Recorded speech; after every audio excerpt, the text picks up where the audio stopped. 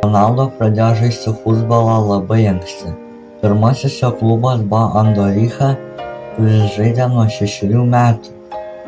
Vėliau, būdamas 8 metų, jis persikėlė į Nacional klubą, kuris buvo didesnis, tačiau tikrasis proveržis įvyko, kai jis 11 metų persikėlė į Sporting CP akademiją Lisabonoje, kuris pradėjo savo profesionalų futbolininko kelią.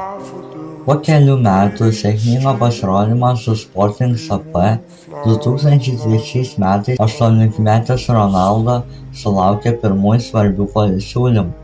Jis buvo pastebėtas po draugiškų rungtynių tarp Sporting ir Manchester United klubo ir po šių rungtynių Sir Alex Fergusonas, Manchester United treneris, nusprendė pasirašyti sutartį su Ronaldo už daugiau negu 12 milijonų svarų.